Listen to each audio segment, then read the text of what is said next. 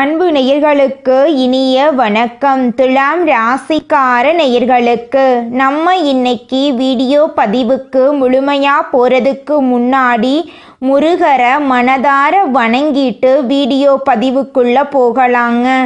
ஓம் முருகா போற்றி, ஓம் முருகா போற்றி, ஓம் முருகா போற்றி. எனைக்காக்கும் முருகனே போற்றி. நல்லதே நடக்கும், நல்லது மட்டும்தான் நடக்கும். நம்முடைய துலாம் ராசிக்காரங்களை பொறுத்த வரைக்கும் துருன்னு இருப்பாங்க. அதே நேரத்தில் கோபக்காரங்களாகவும் இவங்க இருப்பாங்க. இவங்களை பொறுத்த வரைக்கும் உண்மைக்கு புறம்பா எந்த காலத்திலையும் எந்த ஒரு செயலையும் செய்ய மாட்டாங்க. இவங்க ஒருத்தவங்கிட்ட பழகும்போது நல்லவங்களா கெட்டவங்களா, படித்தவங்களா படிக்காதவங்களா, ஏழையா பணக்காரனா அப்படிங்கிற பாகுபாடு பார்க்க மாட்டாங்க. எல்லார்கிட்டையும் ஒரே மாதிரி தான் பேசுவாங்க, ஒரே மாதிரி தான் பழகுவாங்க. அதனால இவங்களுடைய ஃப்ரெண்ட்ஷிப் வட்டாரம் அதிக லெவலில் இருக்குங்க. இவங்க தாயை போல அன்பு உள்ளம் கொண்டவங்களாக இருப்பாங்க. இவ்வளவு அழகான நற்குணங்களை கொண்ட துலாம் ராசிக்கார அன்பர்களே, எல்லாரும் நலமா இருக்கீங்களா? ஏங்கம்மா நீங்கள் வர எங்களை பார்த்து நலமா இருக்கீங்களான்னு கேட்குறீங்களே. எங்கள் வாழ்க்கையில் இருக்கக்கூடிய பிரச்சனைகளை பார்த்தா நாங்கள் இந்த பூமியில் உயிரோடு வாழ்கிறதே பெரிய விஷயமா இருக்குது. நாங்கள் எப்படிமா நலமாக வாழ முடியும் அப்படின்னு உங்கள் மனசில் நினைக்கிறது புரியுதுங்க துலாம் ராசிக்காரர்களே. உங்கள் வாழ்க்கையில் இருக்கக்கூடிய இந்த நிலை கூடிய விரைவில் மாறப்போகுது. உங்களுடைய எண்ணம் போல் உங்கள் வாழ்க்கையும் இனி வரக்கூடிய காலங்களில் அமோகமாக மாறப்போகுது. தடை தாமதம் அப்படிங்கிற பேச்சுக்கெல்லாம் இனி வரக்கூடிய காலங்களில் இடம் கிடையாதுங்க. திருமணமாகாதவர்களுக்கு திருமணம் நடக்க போகுது. குழந்தை பாக்கியம் இல்லாதவர்களுக்கு குழந்தை பாக்கியம் கிடைக்க போகுதுங்க. துலாம் ராசிக்காரர்களே, இந்த மாதம் கிரகநிலை எப்படி இருக்குதுன்னு பார்க்கலாங்க. பஞ்சமஸ்தானத்தில் புதன் பகவானும் சனி பகவானும் இருக்காங்க. ருண ரோகஸ்தானத்தில் ராகுவும் சுக்கிரனும் சூரியனும் இருக்காங்க. களத்திரஸ்தானத்தில் சந்திர பகவான் இருக்காரு. அஷ்டமஸ்தானத்தில் குரு பகவான் இருக்காரு. பாக்யஸ்தானத்தில் செவ்வாய் பகவான் இருக்காரு. அயன சயன போகஸ்தானத்தில் கேது பகவான் இருக்காரு. இந்த கிரகநிலை மாற்றத்தின் மூலமாக இருள் நிறைந்த உங்கள் வாழ்க்கையில் பிரகாசம் வரப்போகுதுங்க. உங்கள் வாழ்க்கையிலே இனி வரக்கூடிய காலங்களில் கவலை கண்ணீர் அப்படிங்கிற பேச்சுக்கெல்லாம் துளி கூட இடம் கிடையாதுங்க. உங்களுடைய எண்ணம் போல உங்கள் வாழ்க்கையில் இனி வரக்கூடிய காலங்களில் நல்லது மட்டும்தாங்க நடக்கும். கெட்டதுங்கிற பேச்சுக்கு துளி கூட இடம் கிடையாதுங்க. உங்களுடைய ஆசைகளும் கனவுகளும் நிறைவேறக்கூடிய மாதமாக உங்களுக்கு இந்த மாதம் அமைஞ்சிருக்குதுங்க. இந்த வீடியோ பதிவு முழுமையாக துலாம் ராசிக்காரர்களுக்கானதுங்க. உங்களுடைய வாழ்க்கையை தலைகீழாக மாற்றக்கூடிய உறவு இந்த மாதம் இறுதிக்குள்ள வரப்போகுதுங்க. களி உலகத்தில் கிரக நிலைகளின் மாற்றங்களோ நல்லது கெட்டதுக்கு காரணங்க. புரட்டாசி மாதம் பெருமாளுக்கு உகந்த மாதமாக இருக்குதுங்க. இந்த மாதத்தில் அசைவம் சாப்பிடக்கூடாதுங்க. ஏன்னா சனீஸ்வர பகவானுடைய தாக்கம் அதிகமாக இருக்குங்க. சனிக்கிழமைகளில் பெருமாளை வழிபட்டா சனி பகவான் கருணை காட்டுவாருங்க. மகாலட்சுமியின் அருளால் பொருளாதார ரீதியாக ஏற்றம் கிடைக்குங்க. உங்கள் வாழ்க்கையில் இந்த மாதம் நல்லது மட்டும்தாங்க நடக்கும். கெட்டதுங்கிற பேச்சுக்கு துளி கூட இடம் கிடையாதுங்க. புரட்டாசி மாத தொடக்கத்தில் ராசிநாதன் சுக்கிரன் லாபஸ்தானத்தில் இருக்காருங்க. விரயஸ்தான அதிபதி புதன் விரயஸ்தானத்தில் இருப்பதால் வருமானம் திருப்திகரமாக இருக்குங்க. குருவின் பார்வை ராசியில் பதிவதால் நீங்கள் நினைக்கக்கூடிய காரியங்கள் கைகூடி வருங்க. புரட்டாசி மாதம் புதன் பகவான் துலாம் ராசிக்கு வரப்போறாருங்க. இதன் மூலமாக தொழிலில் முன்னேற்றம், உத்தியோகத்தில் உயர்வு, ஊதிய உயர்வு எல்லாம் வரப்போகுதுங்க. வீடு கட்டுவது, வீடு வாங்குவது போன்ற எண்ணங்கள் கைகூடி வரப்போகுதுங்க. புரட்டாசி மாதத்தில் குரு பகவான் கடகம் ராசிக்கு அதிசய கதியில் செல்றாருங்க. இது குருவுக்கு உச்ச வீடாக இருக்குதுங்க. குரு உச்சம் பெறுவதால் ராசிக்கு 10ஆம் இடத்துக்கு குரு வராருங்க. இதனால் பதவியில் மாற்றம் வரும். எதிர்மறை சிந்தனைகளை தவிர்க்க வேண்டுங்க. குருவின் பார்வையால் குடும்பத்தில் முன்னேற்றம் ஏற்படும். நீண்ட நாட்களாக நடைபெறாத சுபகாரியங்கள் நடக்கும்.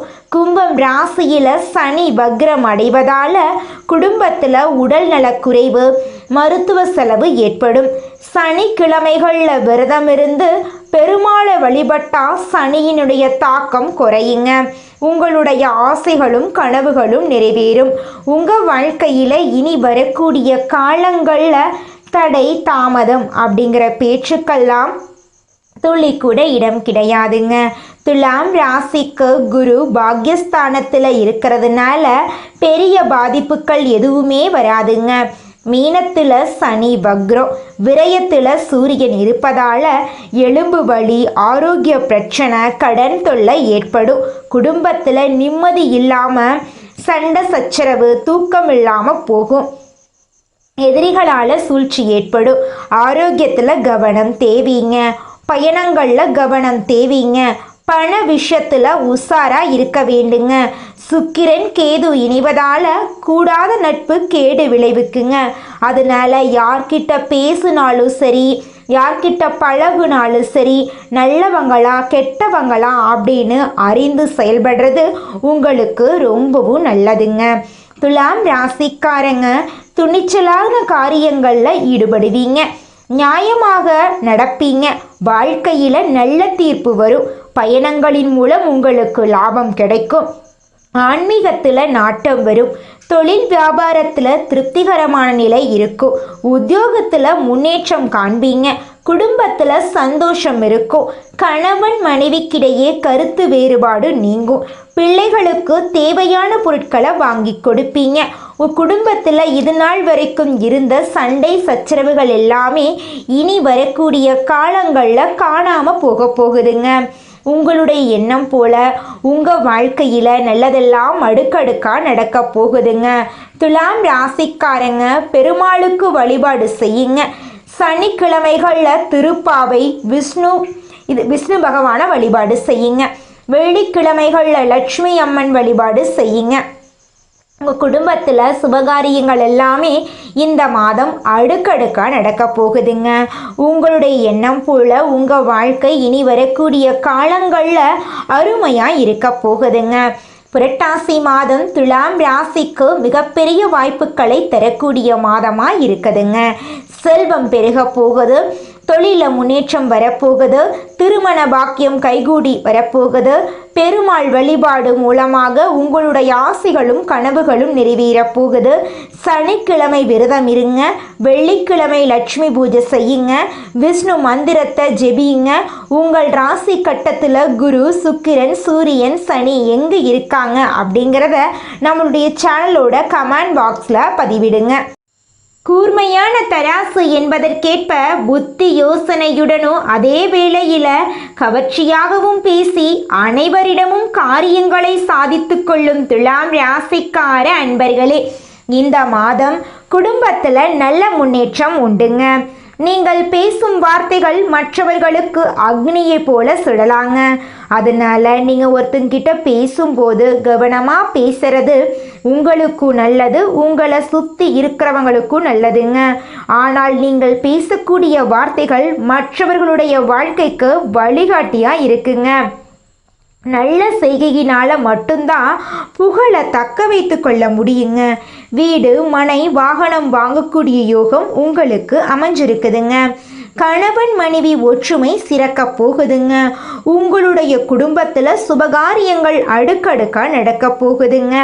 நீங்கள் அரசு துறையில் பணிபுரிந்தாலும் சரிங்க, தனியார் துறையில் பணிபுரிந்தாலும் சரி, இனி வரக்கூடிய காலங்களில் உங்களுக்கு பதவி உயர்வு, சம்பள உயர்வெல்லாம் கிடைக்க போகுது. உங்களுடைய ஆசைகளும் கனவுகளும் நிறைவேற போகுது. பொருளாதாரம் சரளமாக கிடைக்க போகுது. உங்களுடைய புகழ் இந்த உலகத்தில் நிலச்சிருக்க போகுதுங்க. நீங்கள் சின்னதாக பொட்டிக்கடை வச்சுருந்தாலும் சரிங்க, பெரிய டிபார்ட்மெண்ட் ஸ்டோரே வச்சுருந்தாலும் சரி, நீங்கள் எந்த அளவுக்கு உழைக்கிறீங்களோ அந்த அளவுக்கு உங்களுக்கு லாபம் கிடைக்குங்க. கலைத்துறையினருக்கு உங்களுடைய கலை திறமையை வெளிப்படுத்தக்கூடிய மாதமாக உங்களுக்கு இந்த மாதம் அமைஞ்சிருக்குதுங்க. திருமணம் ஆகாதவர்களுக்கு திருமண தடை நீங்கி திருமணம் நடக்க போகுதுங்க. குழந்தை பாக்கியம் இல்லாதவர்களுக்கு குழந்தை பாக்கியம் கிடைக்க போகுதுங்க. மனம் ஆன்மீக வழி அதிகம் நாட போகுதுங்க. பேசும் வார்த்தைகளில் அனல் வீச போகுதுங்க. நற்செயல்கள் செய்வதில் புகழ்பலம் பெற போறீங்க. உங்களுடைய வாழ்க்கையில் நல்லதெல்லாம் அடுக்கடுக்காக நடக்க போகுதுங்க. இந்த உலகத்தில் யாருங்க கோடீஸ்வரன்? கோடி கோடியா பணம் வச்சிருக்கிறவங்களா, பிடிச்ச உணவுகளை சாப்பிட்றவங்களா, பிடிச்ச உறவுகள் கிட்ட பேசுறவங்களா? இதில் யாருமே கோடீஸ்வரன் கிடையாதுங்க.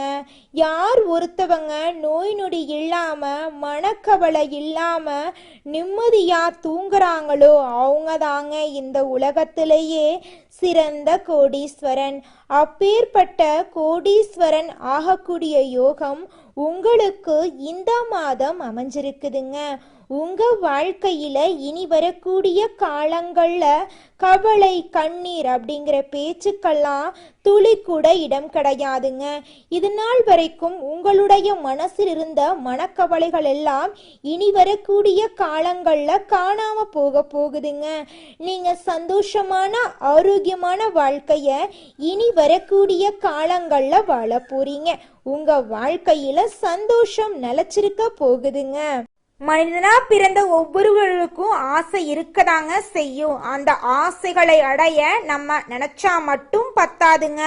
முழு மனசோட நம்மளுடைய ஆசைகளை அடைவதற்கான வழியை ஒவ்வொரு நாளும் என்ன பண்ணணும்னு யோசிச்சு அதற்கான திட்டங்களை தீட்டி உழைச்சிக்கிட்டே இருக்கணுங்க. உழைச்சா நிச்சயமா நம்மளுடைய ஆசைகள் எல்லாமே நிறைவேறிடுங்க.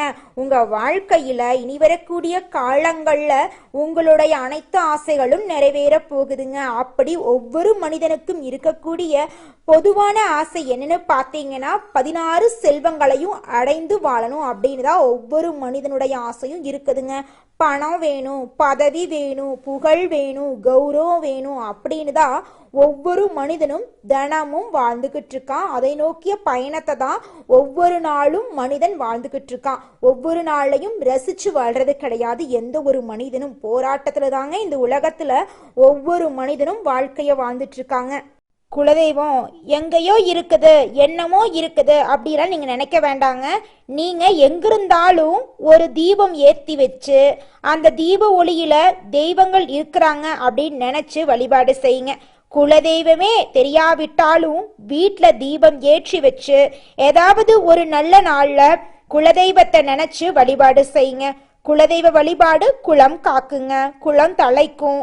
முதல்ல குலதெய்வம், அப்புறம் இஷ்டப்பட்ட தெய்வம், அப்புறம் உங்களுக்கு விருப்பப்பட்ட தெய்வங்க. எந்த கோயிலுக்கு போனாலும் என்ன பண்ணாலும் ஏற்றமில்லை அப்படின்னு நீங்க சொல்லுவீங்க.